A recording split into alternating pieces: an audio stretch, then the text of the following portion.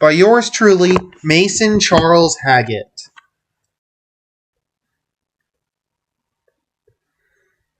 The two walk through the dark cave as they see the big white fluorescent wall glowing with beauty and the huge dragon guarding it.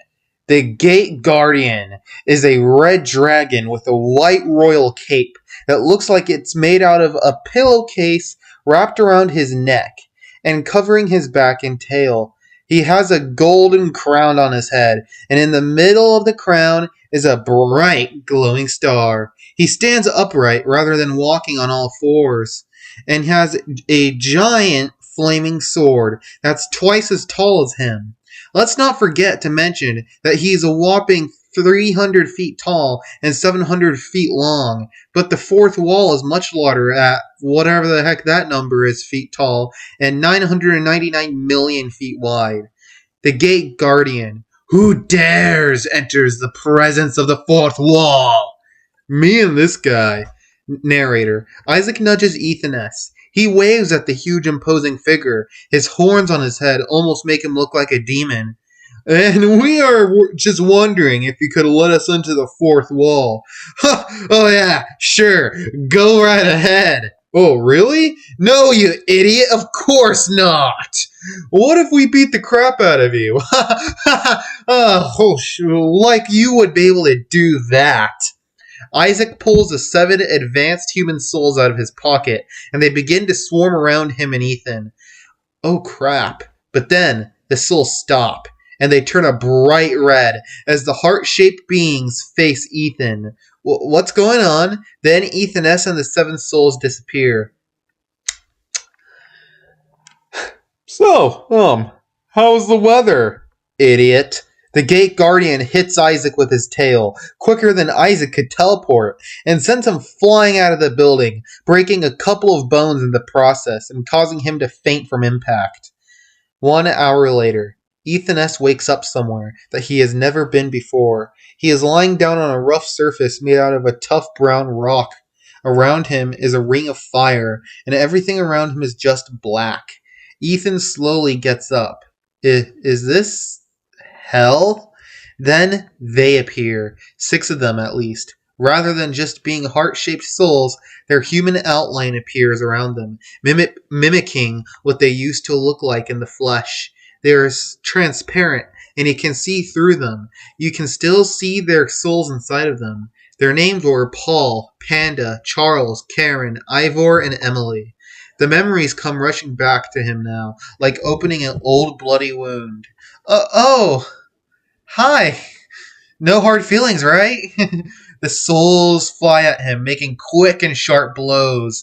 Ethan uses his orange baseball ring to summon a shield and blocks most of their attacks. Panda. Really? No hard feelings? That's what you ask? Paul. You killed us. The memories overwhelm Ethan. He remembers watching as the doctor inserted the syringe into every of the advanced human children. Every time a child fell, the same thing would happen. The only one Ethan ever killed with his bare hands was Emily. Ethan finds himself unable to do anything. He can't say anything. He can't even move from how much shock he is in at the sight of them all. Then he musters up the courage to say something at least. Come on, say it! I'm sorry, Charles. I'm sorry, Emily. You know, Ethan, you have no idea how long we've been waiting to hear those words from your mouth. But now, Ethan, you'll be at rest because we are about to put you through a whole new world of pain. Ethan S. runs around the circular area he is stuck in as the fires reach out and try to grab him, and the souls come down and deal strike after strike. Ethan summons his shield and blocks attack after attack, knowing he can't attack them because they are dead. But he misses one, and Karen manages to slice a giant gash through his back, causing him to yell in pain. Why are you guys doing this to me? I wasn't even the one who killed you. Killed the majority of you. The only one I killed was Emily. Ivor. So you think the doctor wanted to kill us? No. You were always there. You were always the one that wanted to kill us, Emily. And that brings up another good question. Your Highness, why did you beat me to death when you gave all the others quick and painless deaths? Look, at the time I was kind of depressed. I had just gotten a divorce and the kingdom was in despair, wanting to see the surface again, and their hopes and dreams were in my hands. So I was a little stressed and I took it out on you, Emily. I'm sorry. I just wanted to tell you all that I really did not want to hurt any of you. I had to do it for my people. I only had the best intentions, and sadly, I had to declare that if any advanced human fell in the underground, that they should be killed immediately. Best intentions. Emily, some of the worst things imaginable are done with the best intentions. The souls fly down to deal more damage. Ethan S. manages to block some more strikes, but then Panda slices Ethan's arm clean off, causing the baseball ring to fly into the fire and melt, disabling Ethan's shield. The spirits deal more damage, strikes causing Ethan to fall over on his back, and then the spirits pummel him until he is barely recognizable as a human, but rather a red lump on the ground. He can no longer feel anything and can barely even talk. I can't feel anything. Oh, really? Well, guess what? Nobody asked. Narrator. Then a voice that is deep and intimidating is heard as a figure that Ethan is overjoyed to see appears. Player. I asked. Narrator. Ethan can't remember much about Player, but he does remember that he wanted to make the best life for him after the barrier was broken, thanks to Ethan N to try and make up for the deaths he had on his hands. Emily. Oh, Player, why are you trying to protect this excuse for a human being? Paul. After all, he has hurt you as much as he has hurt us. Player. Look, the guy was just trying to look out for his people, and his people wanted freedom, and there was only one way to do that, and sometimes the only way isn't always the right way. Ethan realizes something. The souls are not moving, which means he can finally absorb their power, not to break a magical barrier, but this time to heal a friend and beat the crap out of a giant dragon. His, what was once called a body, begins to float in the air. Oh, Player, you are still so naive. Ivor. Emily? Ethan's about to absorb us. Crap. Meanwhile, narrator. Isaac looks up at the white ceiling. It's dark. It's dark now, almost like someone just turned off a light switch. He sees a circular platform with fire surrounding it in the sky, but doesn't pay much attention to it. He tries to focus on other things, but he can't. He can only focus on his excruciating pain and the sound of his broken ribs grinding against each other. But then, the small island in the sky explodes. Supreme Ethan. Alright, here we go. Ethan Smith, who is currently flying in the sky with his new golden wings and that looks like hawk's wings, and is wearing his old baseball uniform. He looks down at himself, at the way he's dressed. He used to wear this uniform before the destruction of his universe, before he became king, and before the Great War, when life was peaceful, when he didn't have a ton of regrets, and when he could just sit there and vibe with his friends. A slight tear comes out of his eyes, and as he thinks of all this, he snaps his fingers and summons a new golden baseball bat that is much larger than his old one, and is glowing with all types of colors. It also lights on fire. Supreme Ethan, this power, it's beautiful. Anyways, here we go. Meanwhile, man, those people were weird thinking they could just walk through. Ha! Unbelievable. Then, Supreme Ethan punches the big red dragon in the face as the force sends him flying into the fourth wall as he bounces off of it. A concentrated beam of pure radioactive energy comes out of the Gate Guardian's mouth, flying towards Supreme Ethan, as a beam comes out of Ethan's hands, colliding with the beam of the Gate Guardian, sending them both flying backwards. Say, I didn't think the souls would cooperate with you. Oh, trust me, they're not. Narrator 2. Inside Ethan's head, the souls are whispering insults and mocking him, except for Player, who is the only one keeping them from separating from Ethan. Supreme Ethan flies towards the Gate Guardian as he gets out his giant sword and attempts to thwack Supreme Ethan down with. Ethan grabs the blade of the sword and uses all his energy to thrust it up in the air. It hits the Gate Guardian in the head, causing him to pause for a second.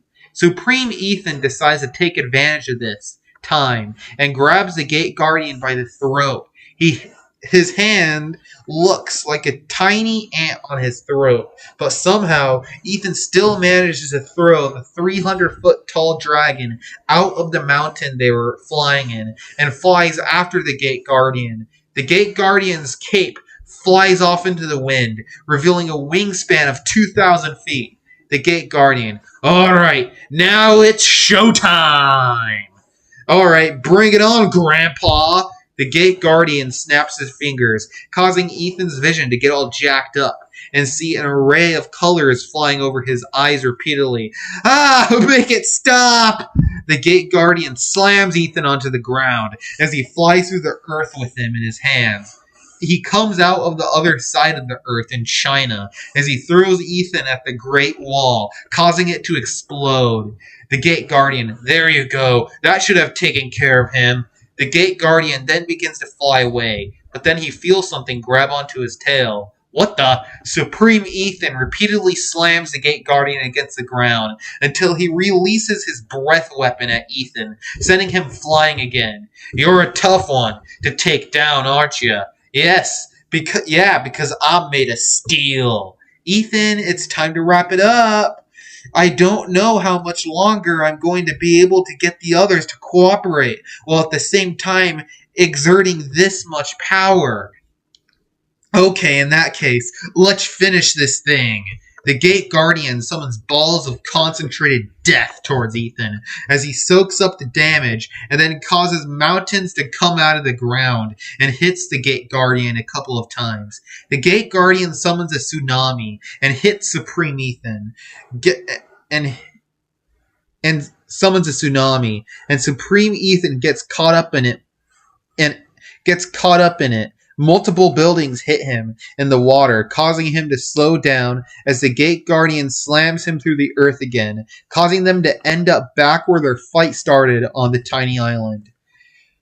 Okay, now he has to be dead, right? Supreme Ethan appears again, all bloody and hurt. Haha, not even close. How?